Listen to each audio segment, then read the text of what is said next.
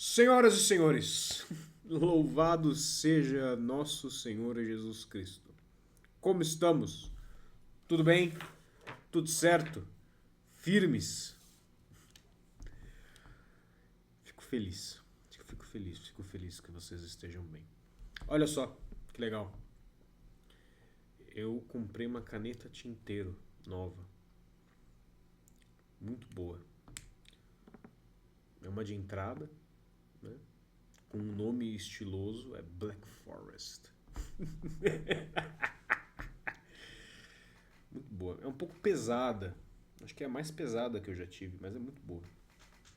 Bem, hoje nós vamos falar de uma coisa muito importante. Vamos falar de um assunto que é muito querido para mim, que é Nossa Senhora das Dores.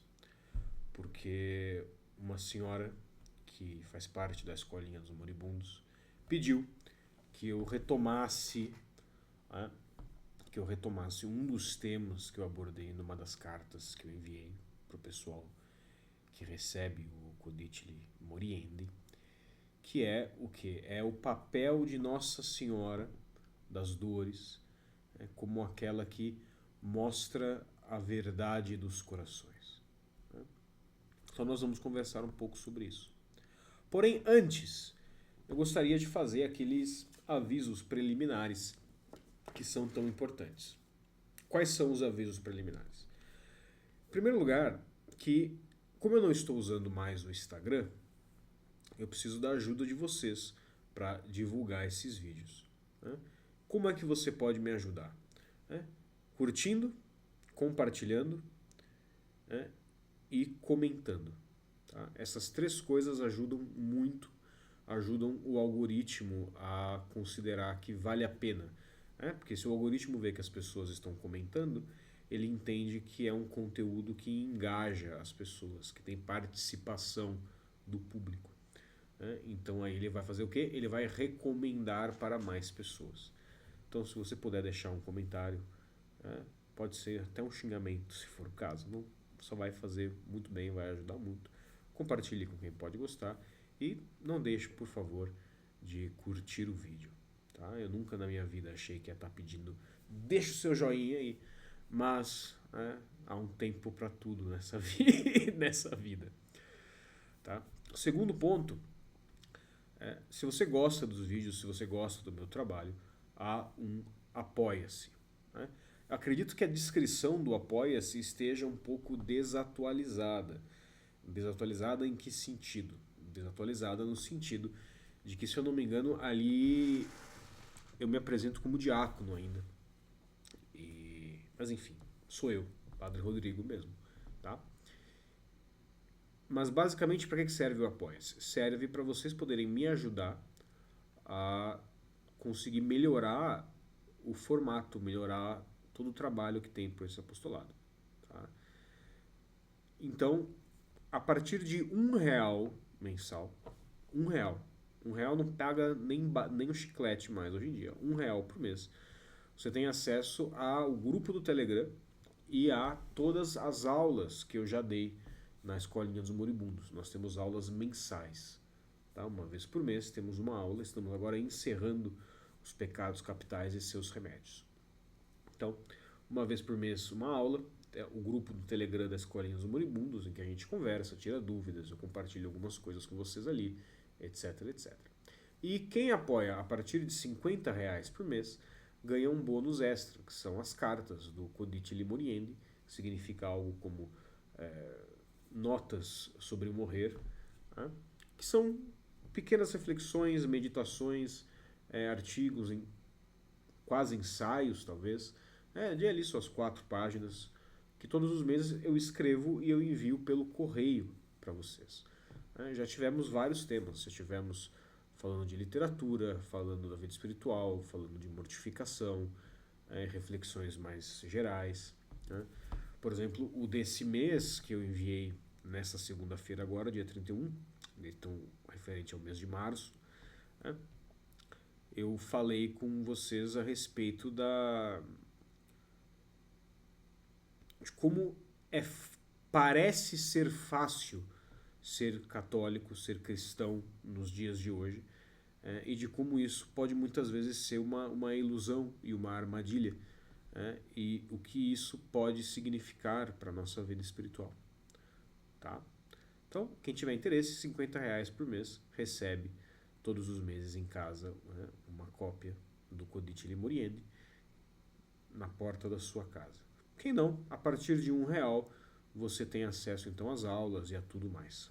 Tá? A toda a formação que eu disponibilizo. Acredito que seja isso, sem grandes avisos de outra forma, sem novidades.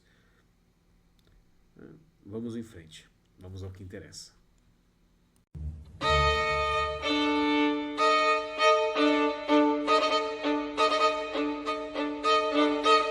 Senhoras e senhores, meu nome é Padre Rodrigo Mariano Gurgel e você está ouvindo Moriar. É hora de falar do que realmente importa.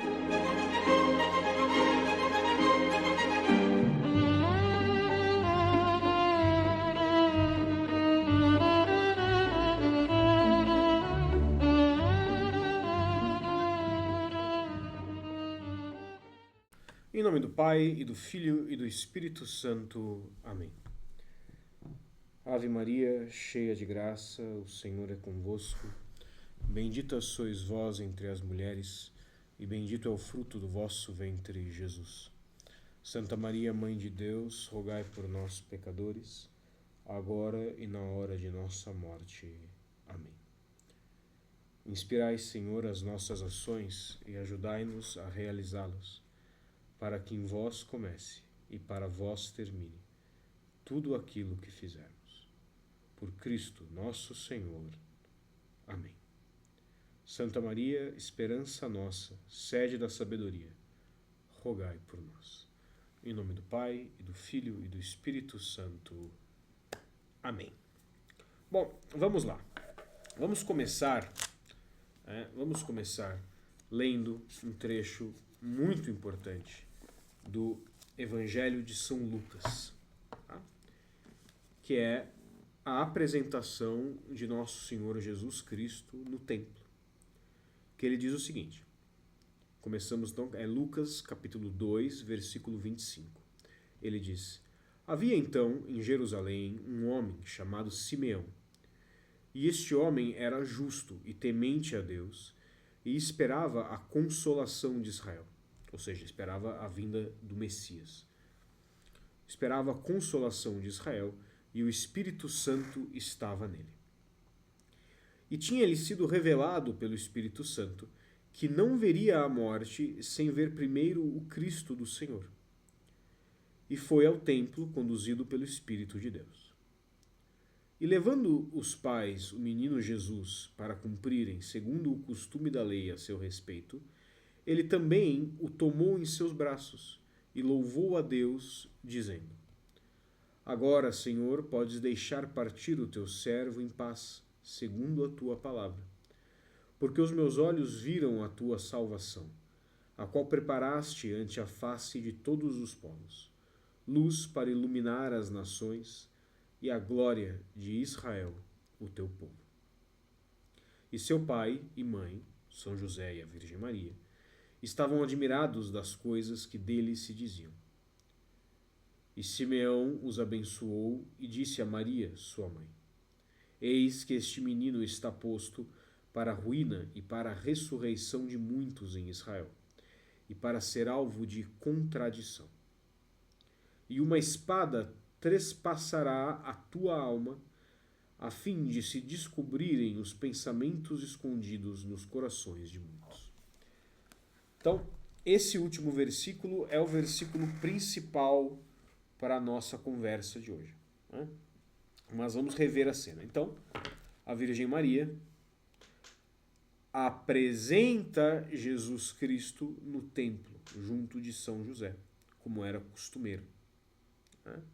Tem aí toda uma carga simbólica, né? Não só da lei sendo cumprida por aquele que veio dar plenitude à lei, não só o fato de que não fala-se disso neste evangelho, mas o fato de que a Virgem Maria é a própria pureza, a criatura mais pura que já existiu depois de Nosso Senhor, da natureza humana de Nosso Senhor Jesus Cristo, né? Ela precisa passar ali pelo período legal de purificação após dar à luz, também é uma dimensão linda nisso. Mas no fato de que Jesus é entregue como oferenda, né? Ele é apresentado no templo como uma coisa que está sendo oferecida a Deus, porque a apresentação no templo é isso, né? Você apresentava um menino e apresentava por ele uma oferenda, né, que iria substituí-lo, né, porque Deus tinha direito a todos os primogênitos de Israel, né, desde a fuga do Egito. Perdão, desde do êxodo no Egito, em qual Deus mata todos os primogênitos do Egito, mas preserva aqueles que estivessem protegidos, pelo sangue do Cordeiro passado em suas portas, o sangue do Cordeiro Pascal, que é uma imagem do sangue de Cristo. Né?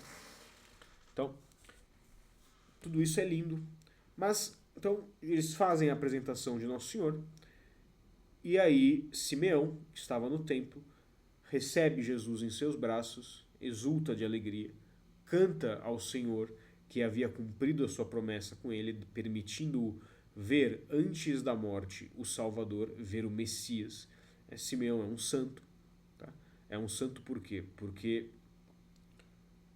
assim como para nós a santidade é medida pela união com Deus, por via do amor,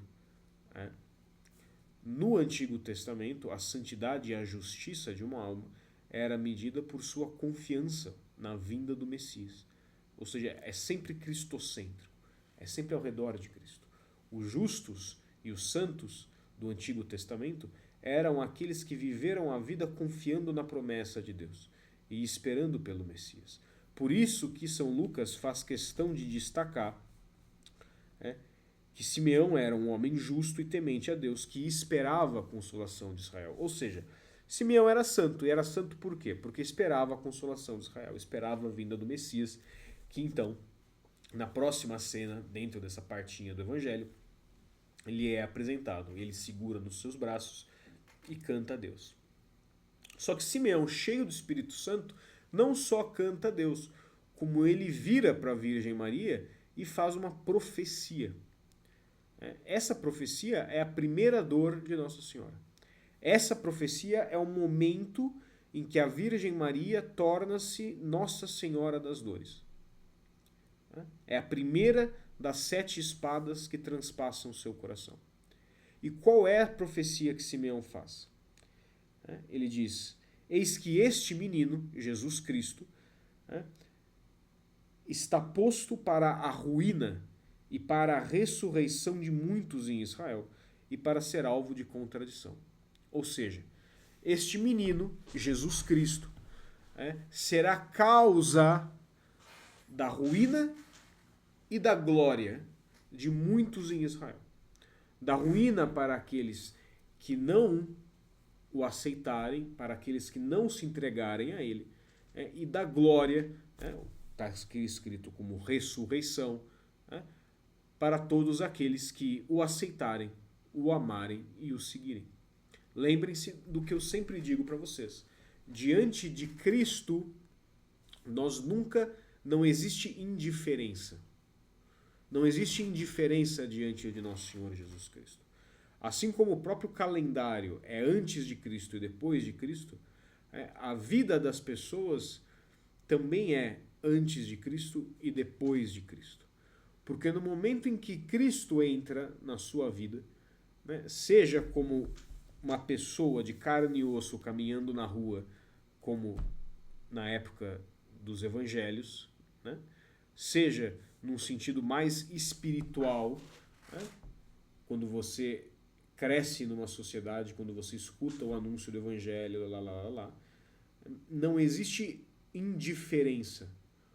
Ou você aceita a Cristo e você o segue, ou você diz não para Cristo e você o recusa. E assim como isso é verdade para nós agora, isto também era verdade, foi verdade, na época do nascimento de Jesus. É impossível ser indiferente diante do Deus encarnado. Ele suscita uma reação. E esta reação é simples. É ou sim ou não.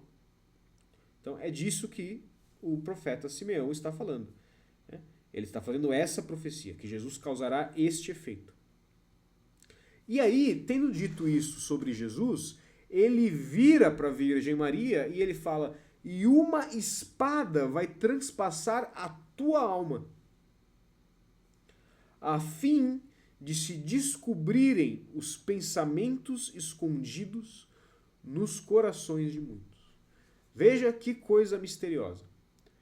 Ele diz que uma espada vai transpassar a alma da Virgem Maria. E ele dá um motivo. Uma espada vai transpassar a tua alma. Por quê? Para que os pensamentos nos corações de muitos sejam descobertos, sejam revelados. Então, aqui nós temos o nascimento da Virgem Mãe das Dores. Aqui começa. Esta é a primeira dor da Virgem Maria. Tá?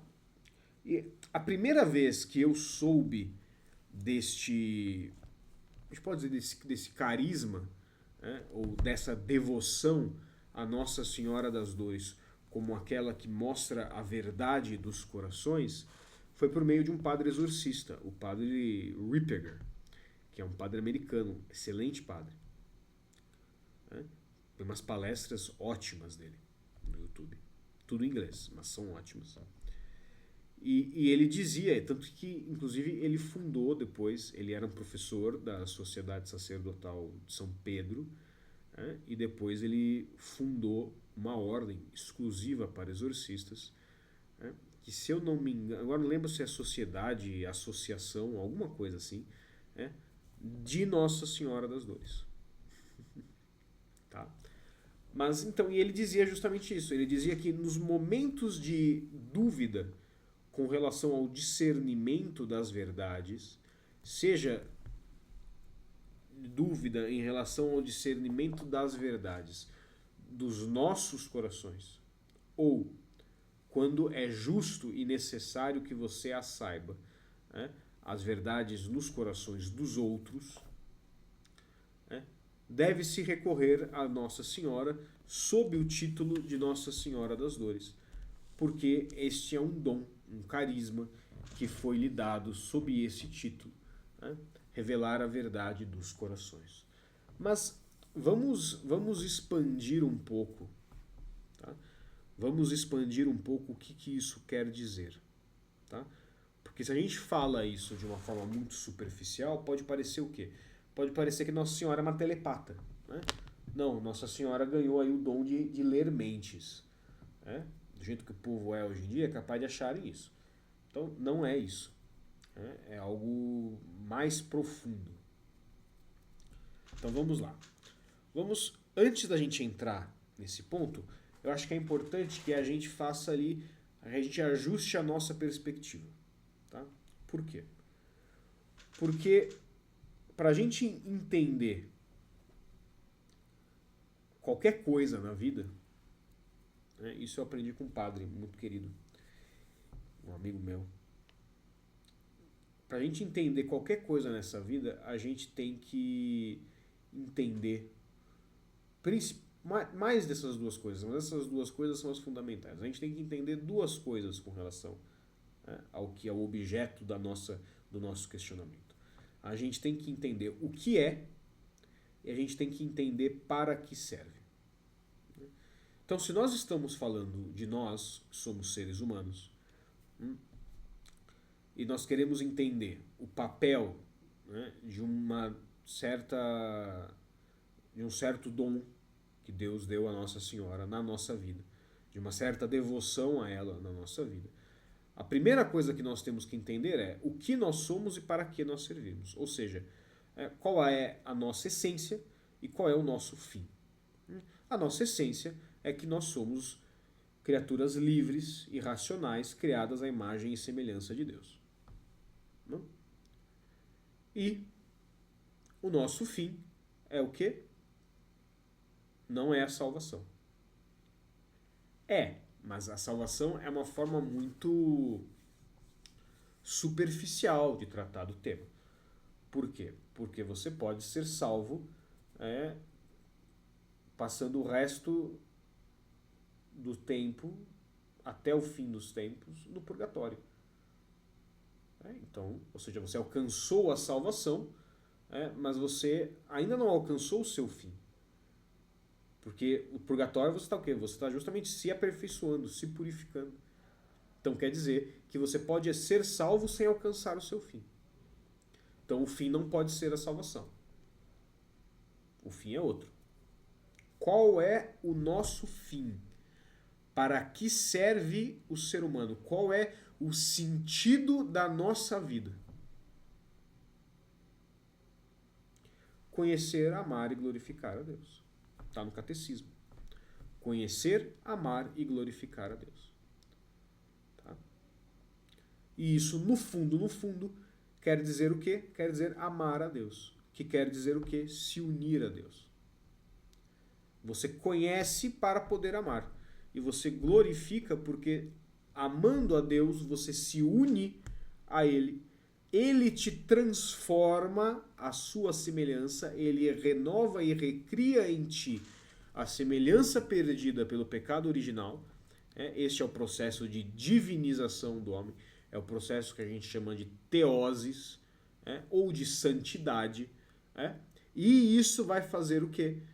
Isso vai ser glória a Deus. Este é o fruto que Deus espera quando ele fala da figueira sem fruto e todas essas outras passagens que falam dos frutos no Evangelho. São os frutos de santidade.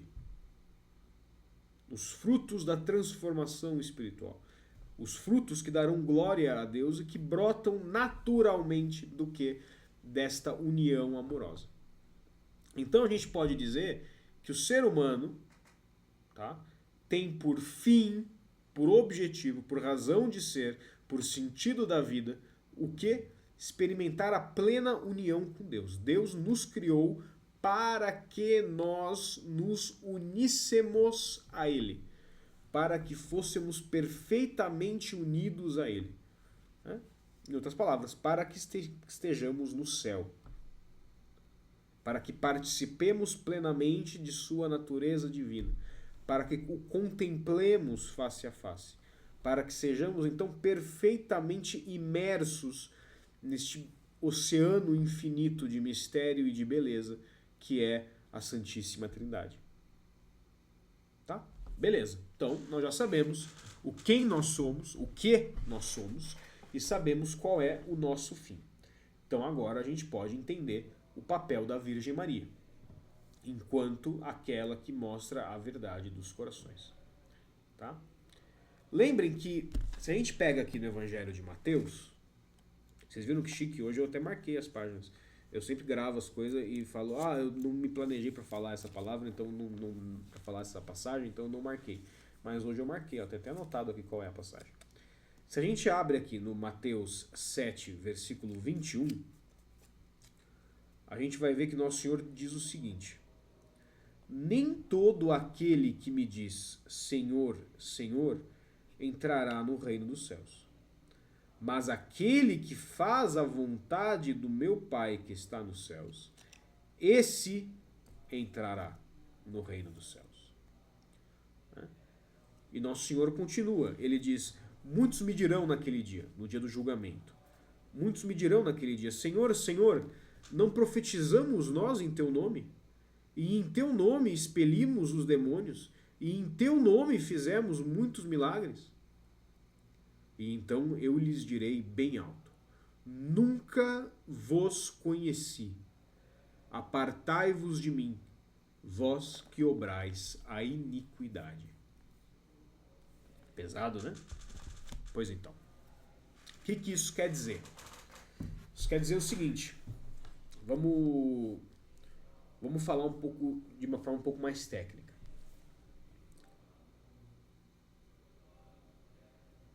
O amor a Deus, tá? O amor a Deus é a virtude teologal da caridade.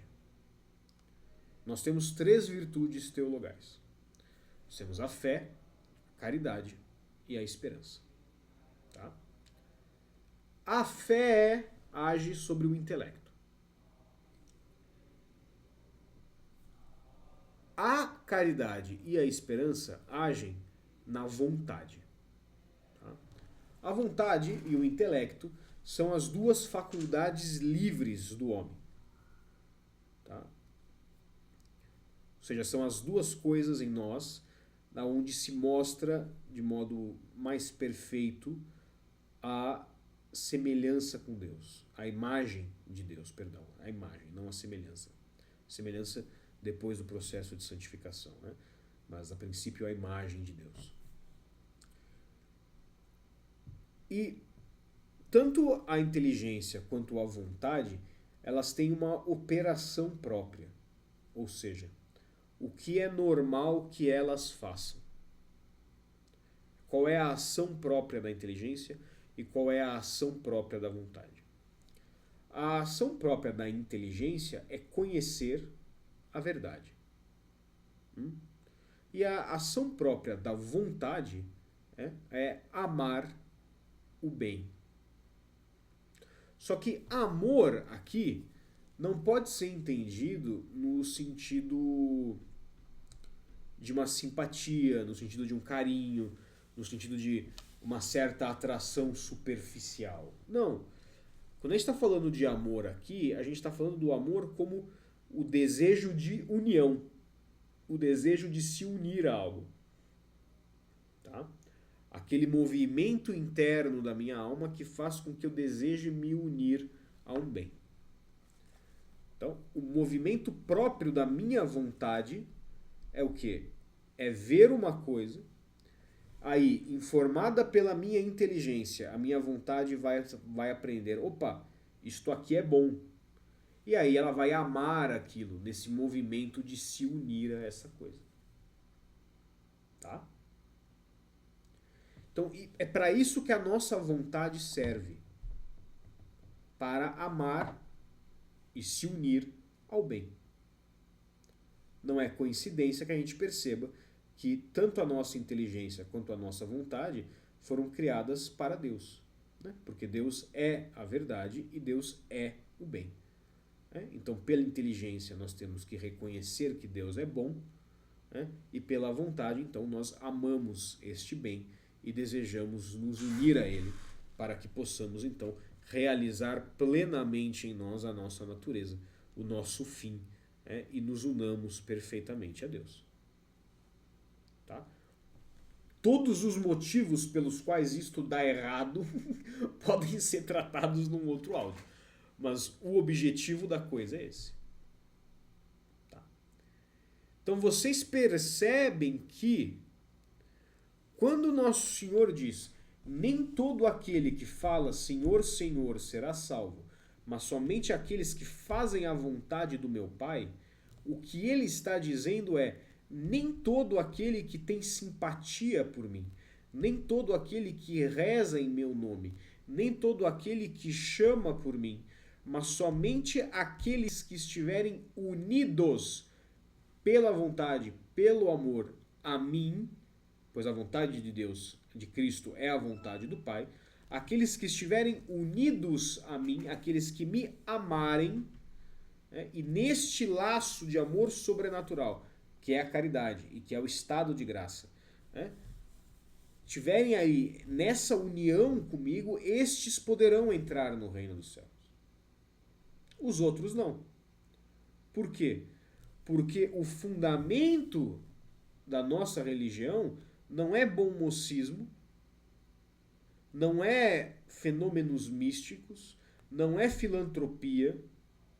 Não, o fundamento da nossa religião é a união íntima e perfeita com Deus por meio do amor. Entendeu?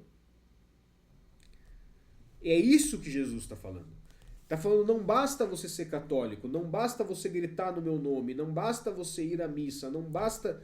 Nada disso importa, nada disso vai te salvar, nada disso vai te colocar no céu se você não estiver unido a mim pelo amor.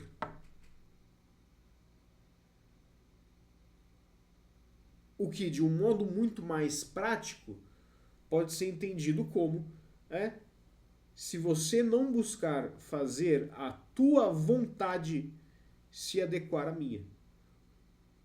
E isso quer dizer o quê?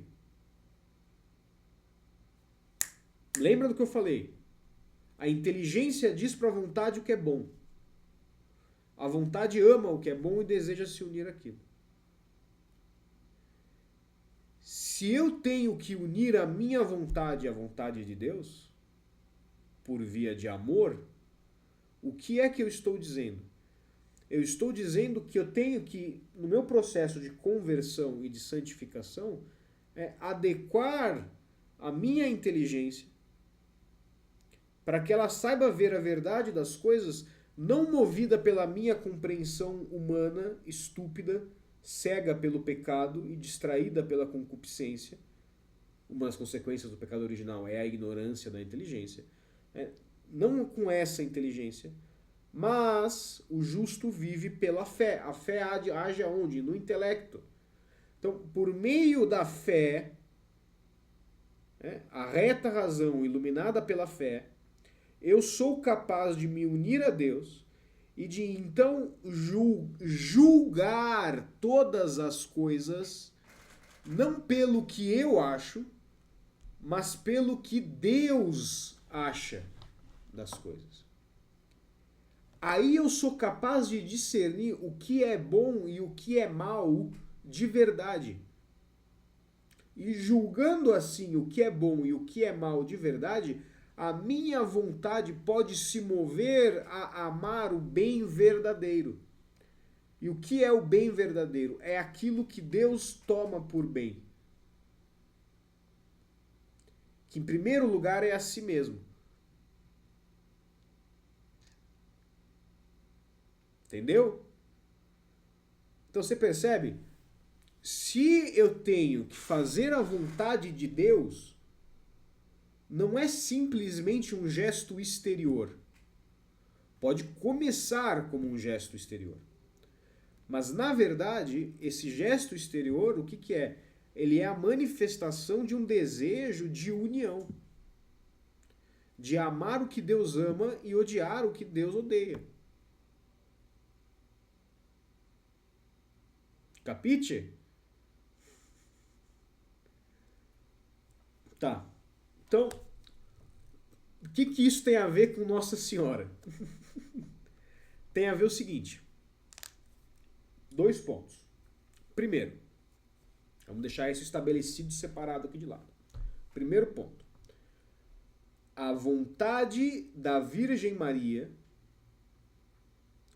é idêntica à vontade de Deus.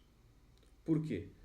Porque ela está perfeitamente unida a Ele. Fruto da sua Imaculada Conceição. Então, a vontade da Virgem é idêntica à vontade de Deus. Idêntica. Eles têm a mesma vontade. Amam as mesmas coisas. Desejam as mesmas coisas. Tudo que ele quer, ela quer. Tudo que ela quer, ele quer. É por isso que ela é chamada da onipotência suplicante. Porque ela não é Deus. Ela tem que suplicar. Mas como tudo que ela quer, Deus quer, tudo que ela pede, se realiza. Tá? Bom. Separa isso. Separa essa informação. O outro ponto. Como é que Deus realiza o seu plano de salvação e o seu plano de redenção e o seu plano que, por fim, tem a nossa união com Ele na história da salvação? Bem, em primeiro lugar, pela encarnação do Verbo, Jesus Cristo, que se dá por meio da Virgem Maria.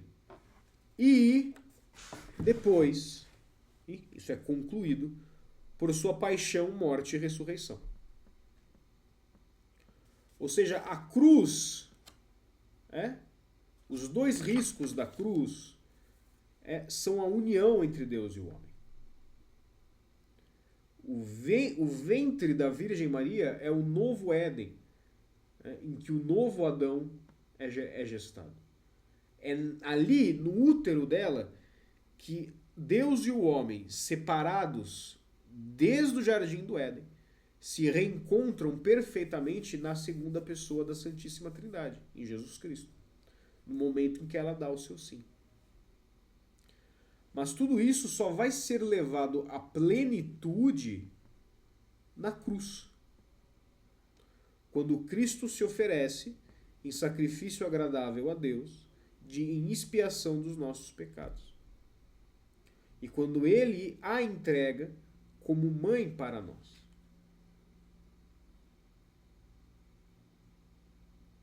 Tá?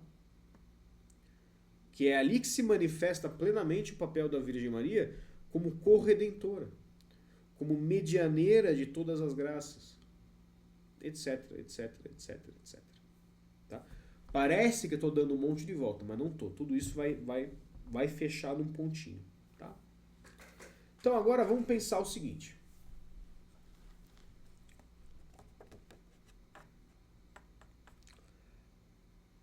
A Virgem Maria tem o dom dado por Deus em virtude do seu título de Mãe das Dores. Né? Quais são as últimas dores da Virgem Maria? Crucifixão de Nosso Senhor, a entrega dele morto em seus braços e depois ele ser tirado dos braços dela para ser entregue e sepultado às pressas no sábado. Então, em virtude de ser Mãe das Dores, a Virgem Maria tem o dom de revelar a verdade dos corações. Quando a espada transpassa o coração da Virgem, a verdade dos corações se mostra. Qual é, num sentido profundo, esta verdade?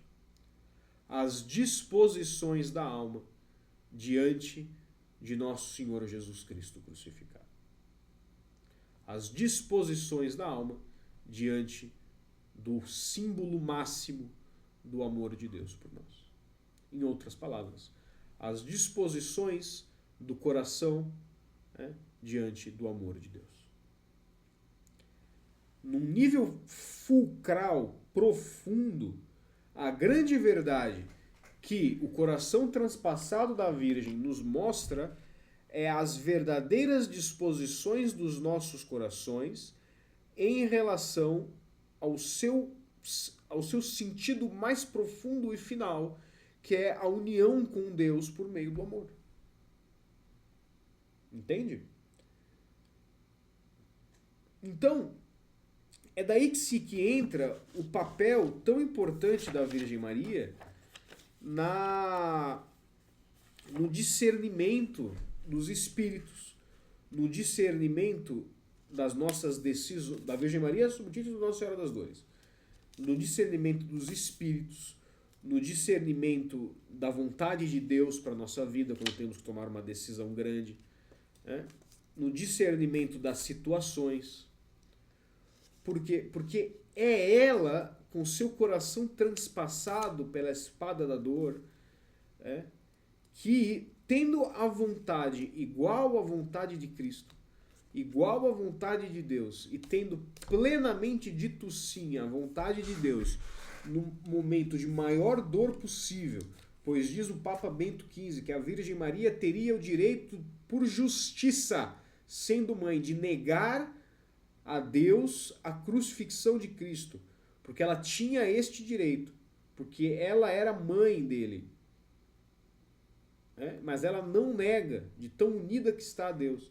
No momento de maior dor, ela faz o sacrifício de Abraão e leva-o a cabo, onde Abraão foi salvo pelo anjo, salvo de sacrificar o filho Isaque.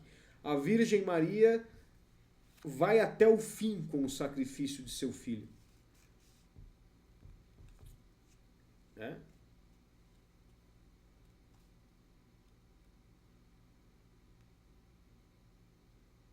Desculpa, porque essa questão de Abraão eu não tinha pensado antes. Bateu, é muito bonito. É muito bonito.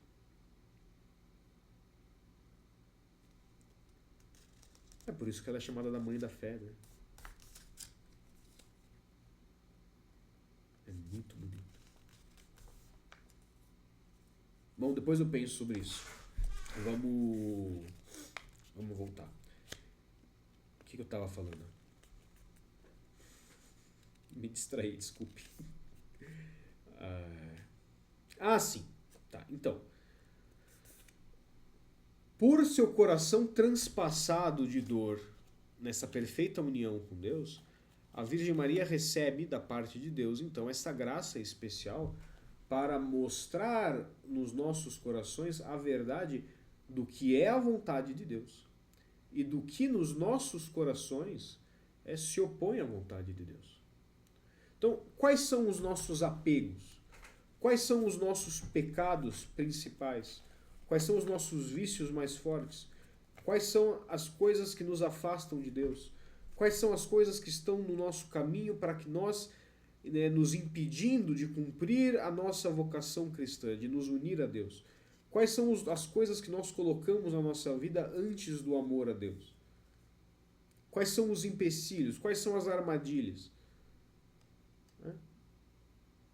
Pergunte para a Virgem Maria, Mãe das Dores. Pergunte para Nossa Senhora das Dores. Insistentemente, reze as suas 7 dores. Se devote a ela. Peça que ela te mostre a verdade do teu coração. Eu rezo para ela, por exemplo, sempre antes de fazer o exame de consciência. Antes da confissão. Reze para Nossa Senhora das Dores. Peça a ela a graça de conhecer o teu coração, né, e de conhecer o que no teu coração te afasta da vontade de Deus. Tá? E ela vai mostrar. Só que é aquilo. Tem que pedir querendo ver. Porque como diz um grande amigo meu, o rezar funciona. Então assim, o que foi visto não pode ser desvisto.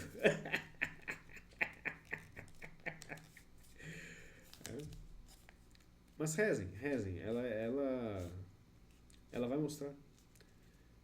E aí, claro, por decorrência dessa missão principal, né, a verdade do coração, no que se relaciona à vontade de Deus para a nossa vida, né, e no que se relaciona à união com Deus e com a vontade de Deus, né, a partir daí se destrincha a aplicação disso em outros contextos. Né? Então, por exemplo, você é um pai, tá? E você suspeita que o seu filho esteja usando drogas. Tá? E você reza para Nossa Senhora das Dores, porque ao mesmo tempo que você não quer fazer um juízo temerário do seu filho, você não quer ser imprudente, você é pai. Você tem uma responsabilidade diante da formação dele, diante da salvação da alma dele. Né? E essa é uma responsabilidade não só humana, mas uma responsabilidade divina, sobrenatural, que te foi dada por Deus. Então você reza para Nossa Senhora das Dores. E você percebe que o que tem a ver com a questão das verdades dos corações, você descobrir isso.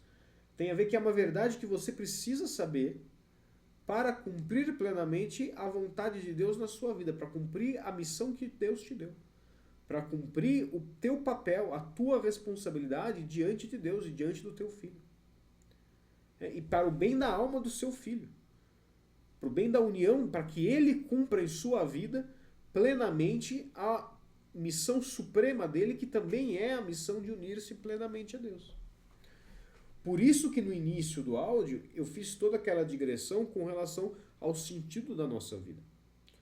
Porque tudo que os santos nos dão, claro, Deus nos dá muitos mimos, muitos carinhos que parecem até desnecessários.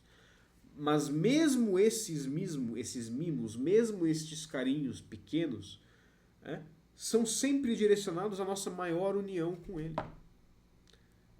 São carinhos grandes e pequenos que buscam aumentar o nosso amor. E também coisas grandes, como você ajudar teu filho, possivelmente ou não drogado, a vencer aquilo para que ele possa ter uma vida frutuosa. Entende? Então, tudo está sempre rodando ao redor disso, ao redor desse começo e fim da nossa vida. Quem nós somos e o que nós temos que fazer se queremos ser verdadeiramente felizes, se queremos realmente florescer enquanto seres humanos e não enquanto uma patética distorção da imagem humana que nos é vendida pelos pseudo-intelectuais dos dias de hoje, esses palhaços acadêmicos. Não, o que é o ser humano? Qual é o teu fim? Qual é a felicidade própria do ser humano? A união com Deus! Não tem outra. Não tem outra. É aí que plenamente floresce a tua alma. E é para isso que a Virgem te aponta. Porque tudo que a Virgem faz aponta para Deus. Então, as verdades que ela vai mostrar, por meio da sua intercessão, do teu coração, dos corações dos outros, são neste caminho. Não é algo mágico, não é algo folclórico, não é algo esotérico, não. É ela que ama a Deus, querendo te ajudar a amá-lo mais. E tendo recebido de Deus uma série de dons e missões especiais para fazer isso, dentre os quais está, dentro desse título de Nossa Senhora das Dores, mostrar pelo sangue derramado de seu coração imaculado, pela espada que o transpassa, a verdade de muitos corações. Tá? Por hoje era isso. Agora eu lhes dou a bênção e aí eu vou jantar, porque tá tarde. Eu tô cansado e com fome. E amanhã o dia começa cedo. O Senhor esteja convosco. Ele está no meio de nós. Por intercessão da bem-aventurada sempre Virgem Maria, Mãe das Dores, que a bênção de Deus Todo-Poderoso, Pai e Filho e Espírito Santo, desça sobre vós e permaneça para sempre. Amém. Boa noite e juízo.